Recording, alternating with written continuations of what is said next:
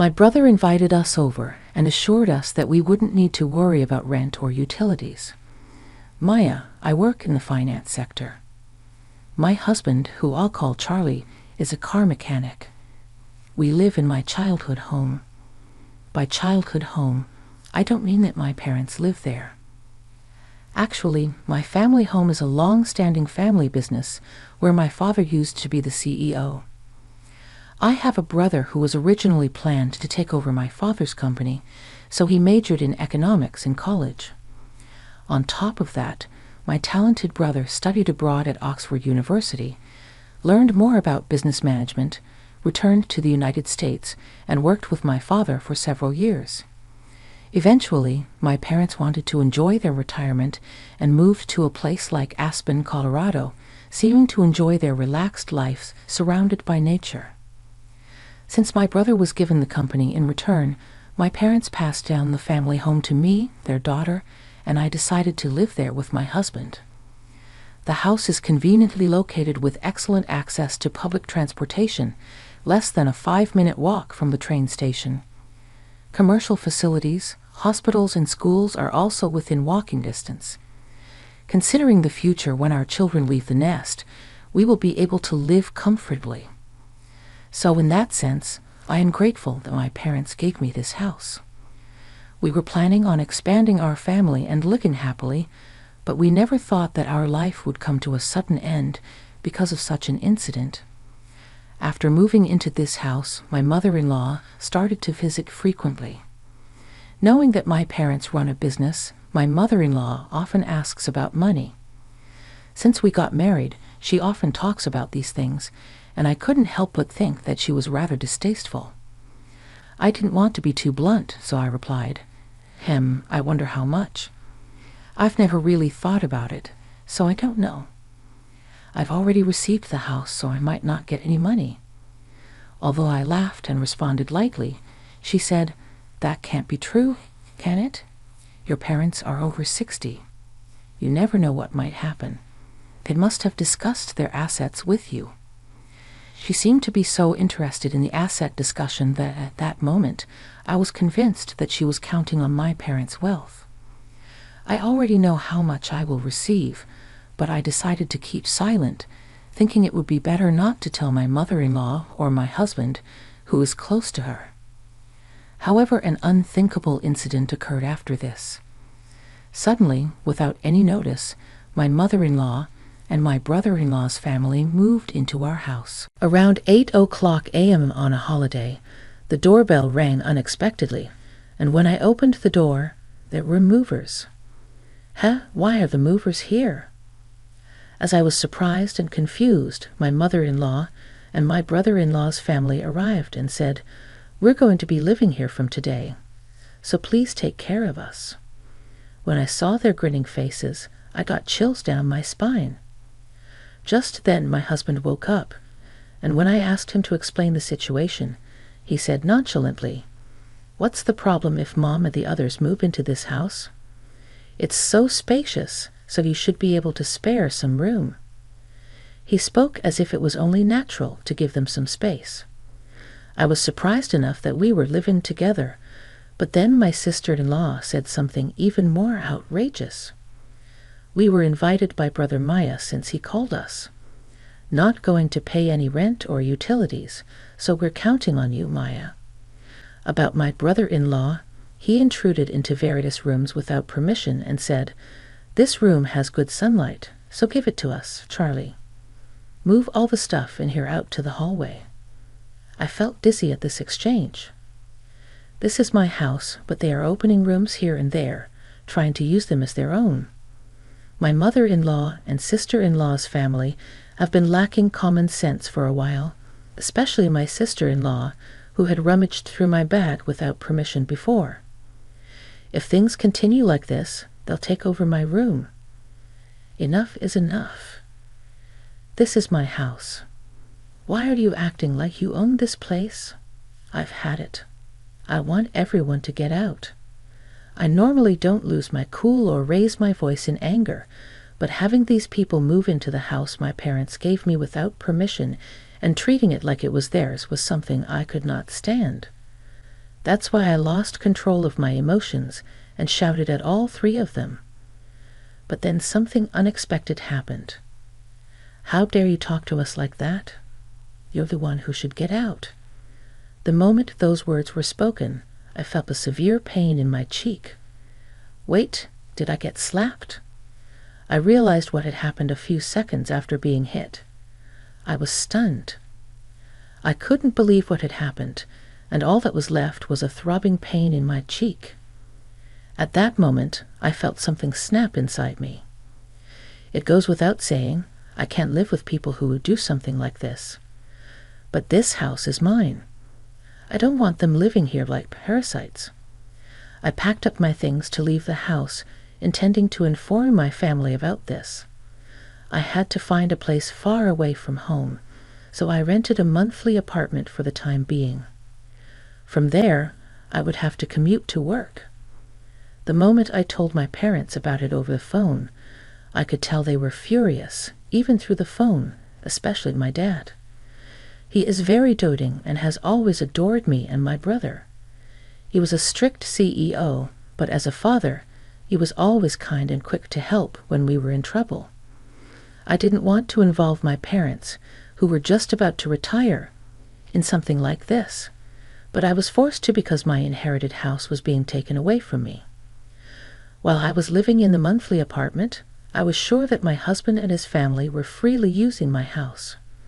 So I decided to do something that my brother and father suggested.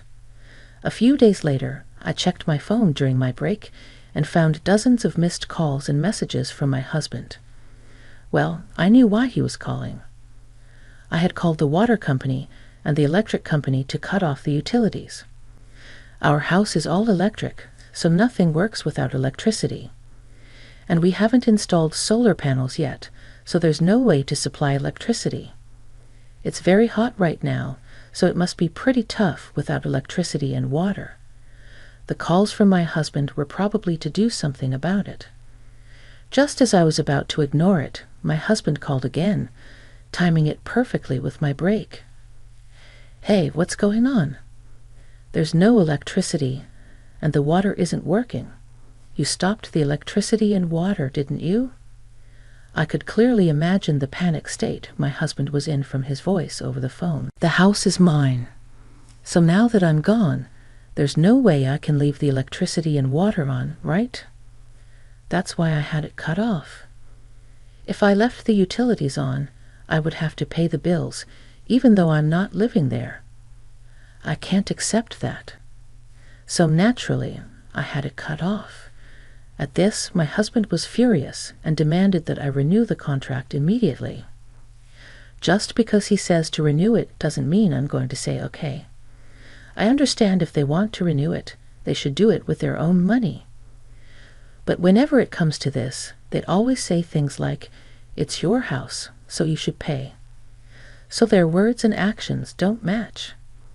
Anyway, I have no intention of renewing the contract or saying if you don't like it, then get out of the house right away. After saying only that, I hung up the phone because my break was ending. Afterwards, my mother-in-law, my sister-in-law, and my brother-in-law all called me. All of them were saying the same thing. They wanted me to get the electricity and water hooked up. Their room was hot and uncomfortable. They said it was inconvenient without water. But all of this was their problem, not mine. After listening to everything they said, I told them to handle it themselves and hung up the phone. I figured they were just greedy for money and thought they would give up and leave soon. However, even after a week passed, there was no sign of them leaving. So I decided to push them further. I consulted with my father's company's lawyer about the situation and asked him to send a notice to my husband. The content of the notice was about trespassing. They had barged into the house I owned without any consultation, drove me out of it, and were using it as their own. Hey, what's going on? Why did I get such a document from a lawyer? Was it necessary to go this far? My husband, who seemed panicked and not expecting me to go this far, came to me for a settlement. Knowing how concerned they are about their public image, The prospect of being sued would be extremely damaging to them mentally. They definitely want to avoid dealing with a lawyer at all costs, but they don't want to give up their current lifestyle. So they're probably scheming to persuade me to let them continue their current lifestyle. I can see through what my husband is thinking like it's in the palm of my hand. That said, there's no way I can listen to what they have to say, so I didn't comply with my husband. At this, my husband finally exploded in anger, forgetting that he was at work, and yelled at me loudly. "Cut it out. Are you getting carried away just because we're a little underhanded? Doesn't mean you can act so high and mighty. Go back to how things were right now and drop the lawyer." Even though he yelled in anger, it didn't affect me at all. On the contrary, I was annoyed by his phone call, thinking, who do you think you are taking over someone else's house? No matter what you say or shout at me, my feelings won't change. If you continue to squat there, I will take legal action. You better think hard before you act. Over the phone, my husband was still shrieking, but I ignored him and hung up. This is a waste of time, I thought. I've already talked to my lawyer about divorce. When I got home, I had received calls from my mother-in-law and sister-in-law, but I knew they were just going to talk about settling the matter. I didn't want to waste any more time, so I blocked their numbers to prevent further calls. After that, my prideful husband's family couldn't bear the idea of being sued, so they packed their bags and vacated the house.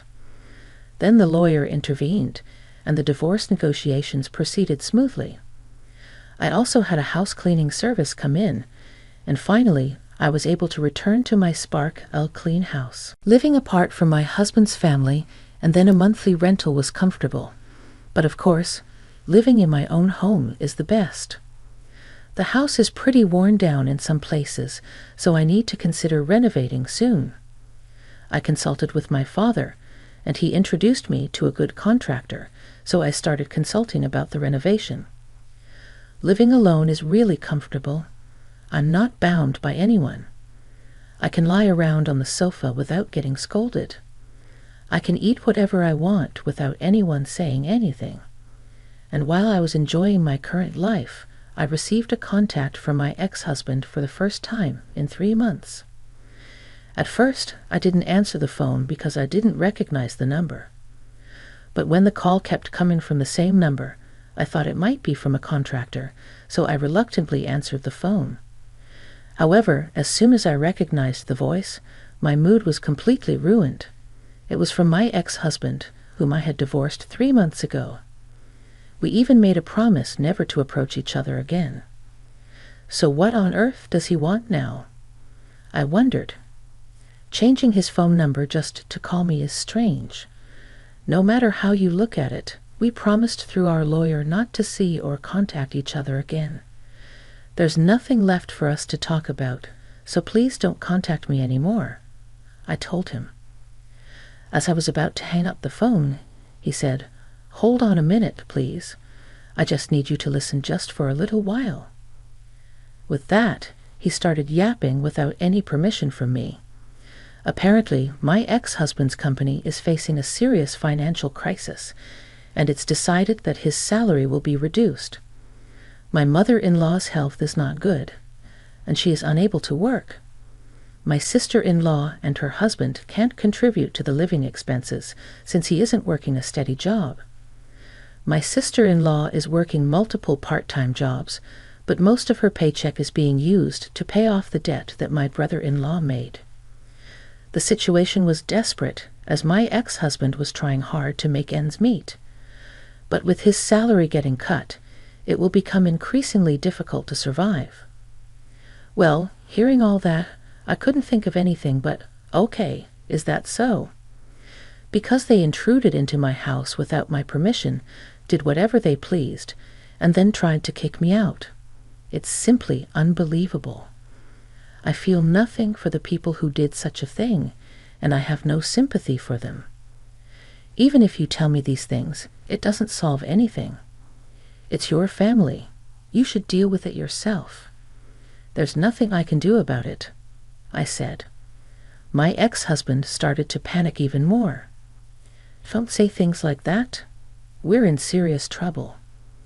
We won't even be able to pay the rent for the apartment, and we'll be struggling for food tomorrow. Hey, we used to be a family, right? Please help us, he pleaded in a voice close to crying. But I was not convinced. When I was in trouble, he did nothing to help, and he looked down on me along with my mother-in-law. Just like my mother-in-law, my sister-in-law, and my brother-in-law have also always looked down on me. They insulted me for my plain appearance or my old-fashioned way of thinking. They told me not to come around because they said I was so stiff and outdated that it was rubbing off on them. And they didn't care how hurt I was. As for my mother-in-law, she not only made things worse, but she also pushed me to have a baby as soon as possible, forced strange herbal medicines on me, made unnecessary doctor's appointments, and told all the neighbors that I was a barren wife. Looking back, there wasn't a single good thing about my marriage. My ex-husband, who used to be so kind before we got married, started to become my mother-in-law's puppet after the wedding. The first day my mother-in-law stormed into our house, I was out because I had an appointment. Apparently, my mother-in-law was upset by this and cried to my husband. I wanted to see Maya, but she wasn't there. I want to be friends with Maya. I'm sad, she said. After hearing his mother cry, my ex-husband yelled at me without listening to my side of the story. She said that she wanted to get along, but all she ever did when we met was badmouth me. My son seems to have lost weight recently. Is it because your cooking is so bad?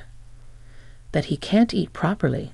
She said things like this loudly whether we were at home or outside, so there was no way we could get along. My sister-in-law, brother-in-law also joined in, laughing at me. I can't help people who act like this anymore. No matter what you say, my feelings won't change. I can't help you guys, so I'm going to hang up now, and don't ever contact me again. With that, I finally hung up the phone and blocked the new number. Knowing my ex-husband, he might change his number and try to contact me again. So I decided to change my phone number at the store over the weekend. But before that, those four took action. They broke the promise of the lawyer and suddenly came to my house at 11:00 p.m. Open up, let us in and take care of us. We're family, you should help us. They were banging on the door, yelling without considering the time. Hey, what's the matter at this hour? Please go back home as it's causing a nuisance to the neighbors. When I went to open the door, they seemed ready to barge in, so I figured I'd try talking through the intercom. But the four of them didn't care. They started banging on the door and raising a ruckus. I couldn't believe I was dealing with people this out of control. I was left holding my head in my hands.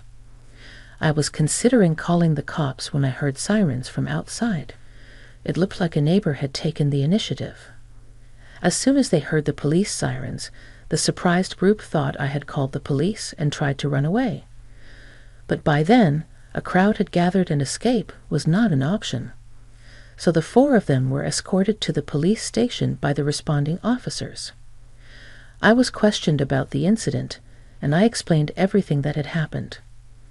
After that, word about what my ex-husband and his pals had done spread quickly in the neighborhood. It turned out that among the crowds that had gathered was a co-worker of my ex-husband's, so by the next day, the whole office knew what had happened.